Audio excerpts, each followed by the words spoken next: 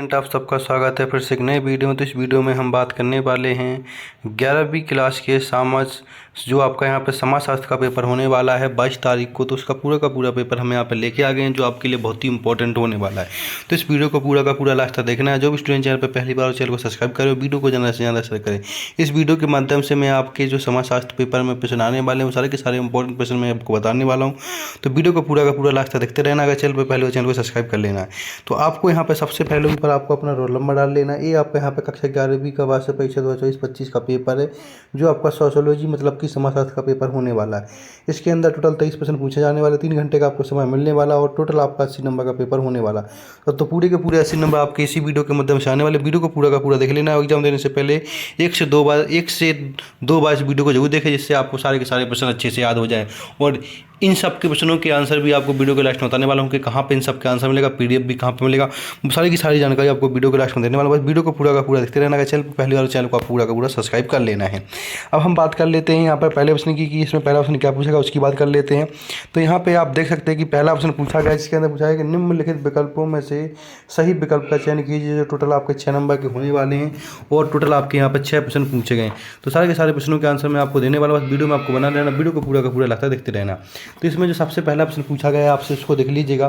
पहला प्रश्न पूछा गया कि द सोशल ऑर्डर पुस्तक के लेखक का नाम लिखिए। द सोशल पुस्तक के लेखक का क्या नाम है? तो यहाँ पे आ जाएगा रॉबर्ट बिस्टीर। तो ऑप्शन डी लगा देना पहले का। इसके बाद दूसरा पूछा गया है कि निम्नलिखित में से कौन एक सामाजिक समूह की विशेषता है? सामाजिक समूह की विशेषता क्या है? तो कुछ लोगों के बीच शारीरिक समीपता है। तो ऑप्शन ए हो जाएगा दूसरे का। इसके बाद प्रश्न नंबर तीसरा पूछा गया, तीसरे की बात कर लेते हैं। प्रश्न नंबर तीसरे पूछा गया कि वह कौन सी संस्था है जो बच्चों के जन्म को वैधता प्रदान करते हुए उसे समाज में समुचित प्रतिष्ठिति दिलाती है? तो इसका ऑप्शन हो जाएगा ये धर्म। तो ऑप्शन तीसरे का भी धर्म हो जाएगा यहाँ पर। प्रश्न नंबर 4 पूछा गया, 4 की बात कर लेते हैं। प्रश्न नंबर 4 में पूछा गया कि धर्म, कला, ज्ञान और नैतिकता में होने वाले परिवर्तन को क्या कहा जाता है? तो प्रश्न नंबर 4 का आंसर हो जाएगा सामाजिक परिवर्तन हो जाएगा। तो इस तरह से आपको यहाँ पे कट के करते रहना है। सारे के सारे आंसर मैं बताने वाला हूँ। प्रश्न नंबर 5 की बात कर ले। प्रश्न नंबर 5 में पूछा है कि भारत में 50 लाख से अधिक आबादी वाले नगर को क्या कहा जाता है? तो उसको महानगर कहा जाता है। ठीक है, प्रश्न नंबर 5 का। प्रश्न नंबर 6 की बात कर ले। प्रश्न नंबर 6 में पूछा है कि निम्नलिखित में से कौन औपचारिक मानदंड का उदाहरण है? औपचारिक मानदंड का उदाहरण कौन सा है? तो यहाँ पे आ जाएगी आपकी प्रथा। तो इस तरह से आपके पूरे के पूरे सही विकल्प क्वेश्चन हो जाते हैं। इनको आपको अच्छे से यहाँ पे याद कर लेना है। अब हम बात कर लेते हैं प्रश्न नंबर दूसरे की। प्रश्न नंबर दूसरे में क्या पूछा गया उसकी बात कर लेते हैं। प्रश्न नंबर दूसरे में पूछा गया कि निम्नलिखित रिक्त स्थानों की पूर्ति की। जो टोटल 6 नंबर के आपके यहाँ पर पूछे जाने वाले हैं। इसमें सबसे पहला ऑप्शन पूछा है कि कार्ल मार्क्स के सबसे प्रमुख बौद्धिक मित्र का नाम क्या था? तो आपको यहाँ पे लिख देना है फ्रेडरिक। क्या लिख देना है? Frederick angels. ठीक है, फ्रेडरिक लिख देना पहले में।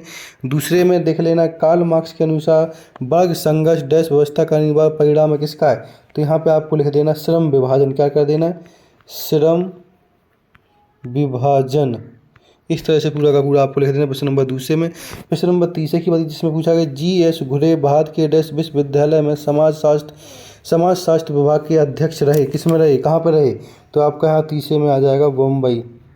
तीसरे में आपको यहाँ मुंबई लिख देना। ठीक है, प्रश्न नंबर 4 की बात कर लेते। प्रश्न नंबर 4 में पूछा है कि एक अध्यापक के रूप में डीपी मुखर्जी का सबसे डैश अधिक समय विश्वविद्यालय में व्यतीत हुआ। किसमें हुआ? लखनऊ।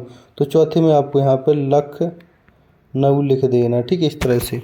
इसके बाद प्रश्न नंबर हम नेक्स्ट की बात कर लेते हैं। प्रश्न नंबर 5वें की। प्रश्न नंबर 5 में पूछा है कि A.R. देसाई ने डैश के निर्देशन में PhD की उपाधि प्राप्त की थी। किसके? तो यहाँ पे आपको लिख देना है G.S. घुरे के नेतृत्व में उन्होंने PhD की उपाधि ली थी। प्रश्न नंबर 6 की बात कर लेने से पूछा गया सांस्कृतिक विलंबना का सिद्धांत डैश ने प्रस्तुत किया है। तो यहाँ पे लिख देना आपको आग बने ने। किसने? आग बने ने किया। तो यहाँ पर 6 में आ जाएगा आग बन। इस तरह से आपके रिक्त स्थान पूरे के पूरे होते हैं। अब हम बात कर लेते हैं प्रश्न नंबर तीसरे की। प्रश्न नंबर तीसरे में पूछा है कि निम्नलिखित जोड़ियों को मिलाकर लिखिए। जो टोटल 6 नंबर की आपकी यहाँ पे होने वाली हैं। तो पहली जोड़ी किससे मिलने वाली वो यहाँ पर देख लीजिए। तो पहला पूछा है कि समाजशास्त्र की अध्ययन वस्तु क्या है? तो यहाँ पर आ जाएगी सामाजिक प्रक्रिया। इसके बाद दूसरा पूछा है कि अप्रत्यक्ष सहयोग। तो ये आ जाएगा श्रम विभाजन। तीसरा है सदस्यता समूह या संदर्भ समूह। तो इसका हो जाएगा आपका यहाँ पे मिलट हो जाएगा। इसके बाद माता पुत्र का क्या हो जाएगा, माता पुत्र का आपको यहाँ पे मिला देना है, जो आपका यहाँ पे होने वाला है माता पिता का आपका यहाँ पे कह देना प्राथमिक नातेदारी कह देना है। इसके बाद आत्मा का चेतन सिद्धांत, ये आपको यहाँ पे कर लेना है लंबरोसो से। इसके बाद अपराधी जन्मजात होते हैं कैसे, मीड़। तो इस तरह से आपको पूरी की पूरी मैचिंग मिला लेनी, जो आपके पेपर के लिए एकदम बहुत ही इंपॉर्टेंट होने वाली है। तो सारी की सारी मैचिंग को आपको यहाँ पे ध्यान से मिला लेना है। अब हम बात कर लेते हैं प्रश्न नंबर 4 की। प्रश्न नंबर 4 में क्या पूछेगा उसकी बात कर लेते हैं। प्रश्न नंबर 4 में चाहिए निम्नलिखित प्रश्नों के उत्तर का एक वाक्य या एक शब्द में उत्तर दिए। टोटल 7 नंबर के आपके यहाँ पे होने वाले हैं। तो बस वीडियो को देखते रहना, चैनल पर पहले चैनल को पूरा का पूरा सब्सक्राइब कर लेना है।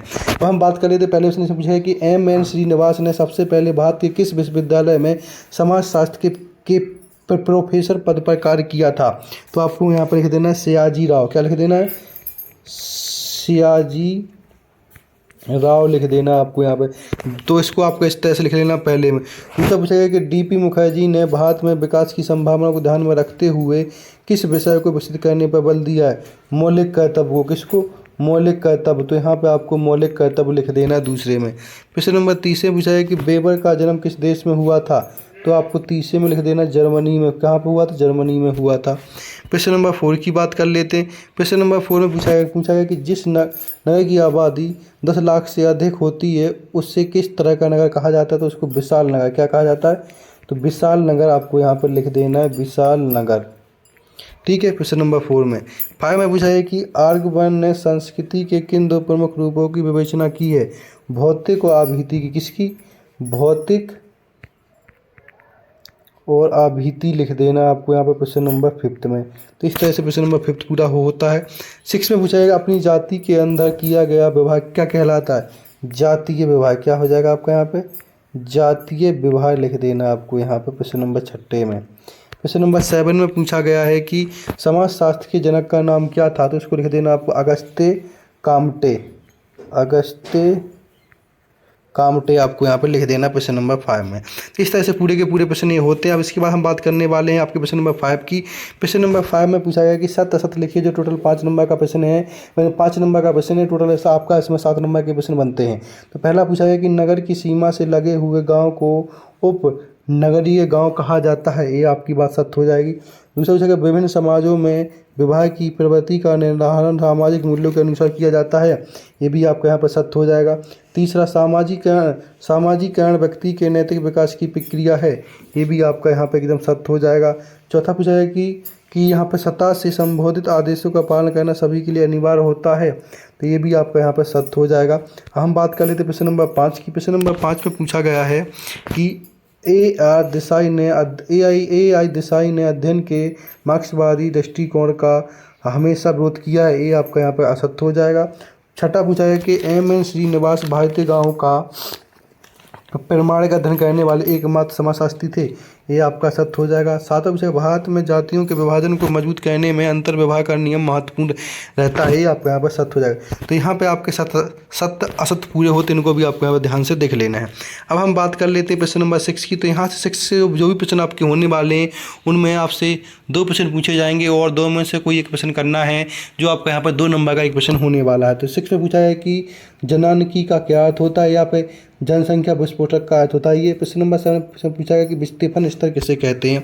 इसके बाद प्रश्न नंबर 8 की बात कर लेते हैं। प्रश्न नंबर 8 में पूछा है कि जाति को परिभाषित कीजिए या फिर जाति का क्या अर्थ। इन दोनों से कोई प्रश्न कर लेना, 2 नंबर पूरे आपके यहाँ पे हो जाते हैं। प्रश्न नंबर 9 में पूर्वाग्रह से आप क्या समझते वो देख लेना है। इसके बाद हम बात करने वाले हैं प्रश्न नंबर 9 के अथवा वाले की। पूछा गया कि अन्यथा समक्ष शब्द का अभिप्राय क्या होता है, इसको देख लेना है। प्रश्न नंबर 10 की बात 10 में पूछा गया कि नागरिक समाज क्या है, इसको आपको देख लेना है। इसके बाद 10 का अथवा वाला देखेंगे, इसमें क्षेत्रवाद से क्या तात्पर्य, इसको लिखिए। या फिर प्रश्न नंबर 11 पूछा गया कि भारत को एक धर्म निरपेक्ष राष्ट्र क्यों कहा जाता है, इसके बारे में बता दें, 2 नंबर पक्के हो जाएंगे। या फिर अथवा वाला आप इसका प्रश्न कर सकते हैं। अथवा वाला में पूछा जाएगा कि समावेशी राष्ट्र का क्या अर्थ है, इसको आपको कर लेना है। ठीक है। इसके बाद हम बात करने वाले हैं प्रश्न नंबर 12 की। तो प्रश्न नंबर 12 को देखेंगे। 12 में पूछा गया है कि संरचनात्मक परिवर्तन का क्या अर्थ है, इसको बताइए। या फिर अथवा में पूछा गया है कि औद्योगिकरण शब्द का क्या तात्पर्य, इसको समझाइए। 13 में विनिवेश से क्या तात्पर्य, इसको समझाइए। इसके बाद 14 में पूछा गया है कि मिश्रित अर्थव्यवस्था की परिभाषा लिखिए या बाह्य उदारीकरण के प्रमुख 2 उद्देश्य लिखिए। इन दोनों को एक प्रश्न कर लेना, आपके 2 नंबर पूरे के पूरे यहाँ पे हो जाते हैं। इनको आपको अच्छे से देख लेना है। इसके बाद प्रश्न नंबर 15 को देखेंगे, इसमें सांस्कृतिकरण का क्या अर्थ, इसको होता है। 16 में भारत में जनसंख्या वृद्धि के 3 कारण लिखिए, जो आपको यहाँ पर 3 नंबर के प्रश्न स्टार्ट हो जाते हैं प्रश्न नंबर 16 से। इसके बाद 16 देखेंगे, इसके प्रश्न नंबर 17 देख लीजिएगा। ये प्रश्न नंबर 17 पूरा का पूरा, इसको आपको अच्छे से याद कर लेना है। ये आपके सामने प्रश्न नंबर 18, जिसमें औद्योगिकरण एवं नगरीकरण में 3 अंतर लिखिए, जो तो आपके 3 नंबर का प्रश्न यहाँ पे होता है। इसके बाद प्रश्न नंबर 19 में पूछा गया है कि नगरीकरण की 3 समस्याएं लिखिए, या फिर अथवा में ब्रह्म समाज द्वारा किन कुरीतियों का विरोध किया गया था, उनको विस्तार में बताइए। 3 नंबर के आपके यहाँ पे पक्के होने वाले हैं। इसके बाद हम बात करने वाले प्रश्न नंबर 20 की। प्रश्न नंबर 20 से पूछा है कि परिवार सामाजिक संरचना की धुरी, इस कथन को स्पष्ट कीजिए, जो आपको 4 नंबर का प्रश्न होने वाला है। या फिर अथवा हमें परिवार की विशेषताएं लिखिए। 21 में सामाजिक स्त्रीकरण की विशेषताएं लिखिए, जो 4 लिखनी है, आपके 4 नंबर पूरे के पूरे यहाँ पे हो जाते हैं। इसके बाद हम बात करने वाले हैं 21 के अथवा वाले, जिसमें पूछा गया कि अन्य पिछड़ा वर्ग की समस्याओं को लिखिए। इसके बाद हम बात करने वाले प्रश्न नंबर 22 की, जिसमें पूछा गया है कि भूमि सुधार के कोई 4 उद्देश्य लिखिए। या फिर अथवा में पूछा गया कि भारत में हरित क्रांति के कारण कौन सी नई समस्या उत्पन्न हुई है, इनको समझाइए।